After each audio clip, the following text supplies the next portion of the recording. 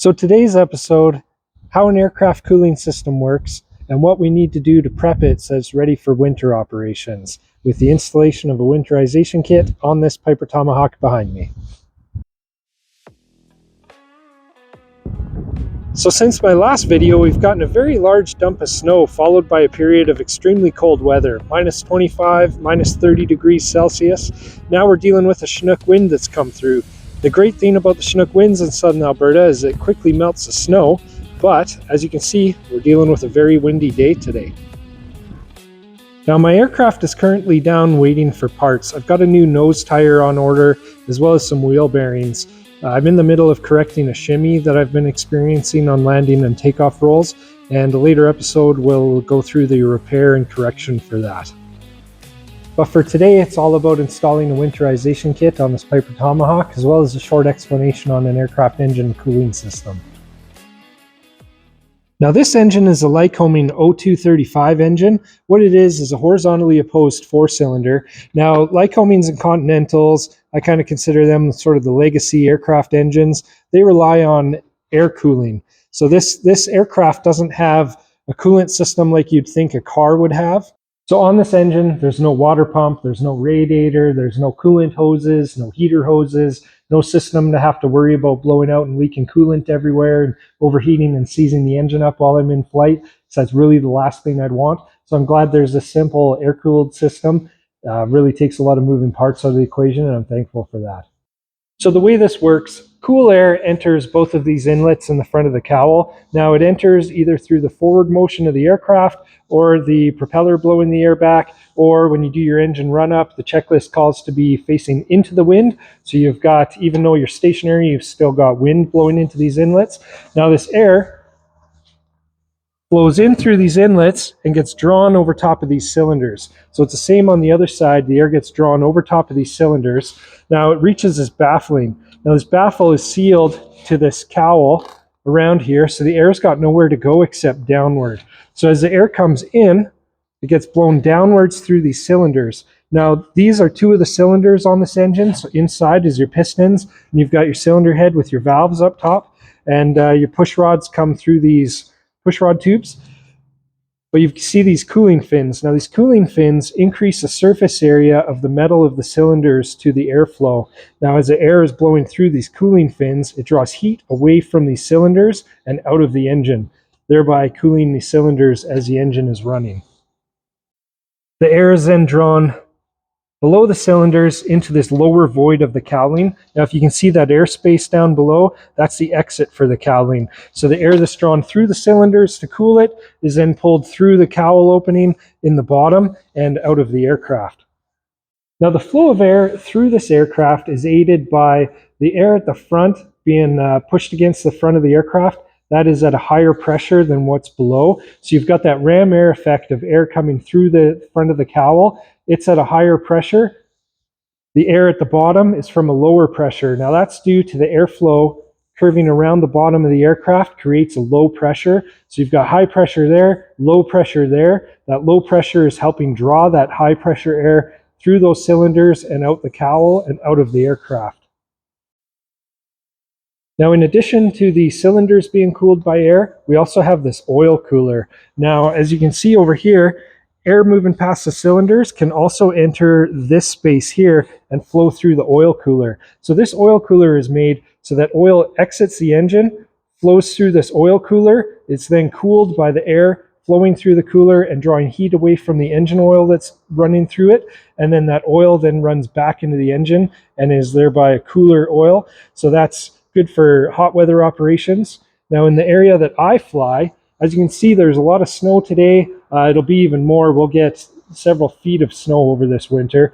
But in the summertime, we reach plus 40 degrees Celsius. It's not uncommon to be in the plus 40s. So we get very cold weather as well as very hot weather. So this oil cooler is definitely something I need to make use of where I fly. But in winter operations, we need to prep it so that the engine can actually reach proper operating temperature and isn't kept too cold. Now these engines, if they don't reach proper operating temperature, you'll run into issues where you might not burn all the condensation out of the oil, which can lead to internal corrosion of your engine parts. Not reaching proper operating temperature can also affect the combustion chambers. If you don't have a complete burn because the cylinders aren't getting hot enough, you can run into issues with lead fouling or even carbon buildup, and that'll affect how it runs over time. Now we've got a way to allow the engine to reach proper operating temperature in cold weather, and that's by installing a very high-tech system known as a winterization kit. So extremely high-tech stuff coming up here. Here is my winterization kit, this aluminum plate, and we've got another bigger aluminum plate. Now this first plate, for use kind of at temperatures colder than 10 degrees Celsius, it just goes over the back of this oil cooler. Now it prevents some of the air from flowing through the oil cooler. It still allows some airflow, but basically it reduces the airflow through the oil cooler, allowing the engine oil to reach proper operating temperature in cold weather. Now this plate is installed by running some screws through the cowl and into these sheet metal retaining nuts that are on this plate. So quick and easy to install. You got 2 holes on either side of this plate, plus 1 in the back here. Now I'm underneath the aircraft to show you the exit of the cowl. Now this bigger plate just rides in right here to close off some of that airflow. Now restricting the amount of air coming out of the cowl keeps more of that warm air in the cowl for winter operations. So these Piper Tomahawks are placarded where they recommend removing the winterization plate when the temperature exceeds 50 degrees Fahrenheit.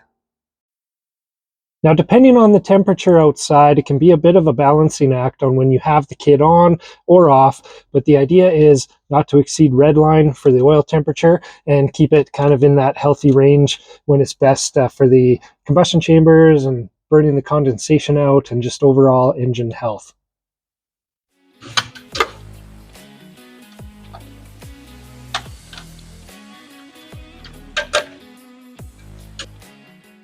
So here's the oil cooler flow restrictor plate, I guess you could call it. It's just installed with 2 half-inch truss head stainless steel aviation grade screws.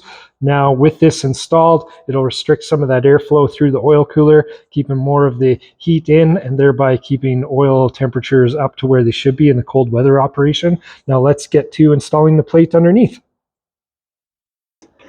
Now installation of this plate is easy. It just uses these half-inch truss head style stainless screws, aviation grade of course.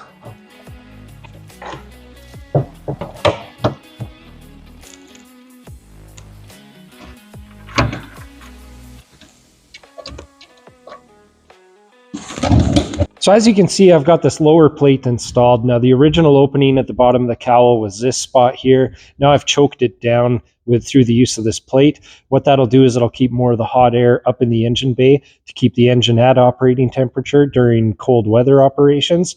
Now this plate still allows effectiveness of the battery box vent tubes, and I've relocated this other vent tube over here as well. So all that functionality remains while I keep more of that heat up in the engine bay. While I got this cowl open, this is always good for a laugh. So this is a brake cylinder reservoir. Yeah, you would think that I made this from some junky can laying around somewhere, but this is an actual certified part for a certified aircraft. So this is a certified jug now installed on this aircraft. It's legit and probably costs hundreds of dollars if you have to replace it for whatever reason. Slays me every time. So there you have it, just kind of a bit of a short and sweet video for today. Hope you like this content. If you haven't subscribed, please do so. Not only will it support this channel, but you'll be notified of future episodes as they come out. For those that have subscribed, thank you very much. Get a lot of great messages and it's always fun to see every day. Anyways, that's it for now. Hope you like this. See you on the next one.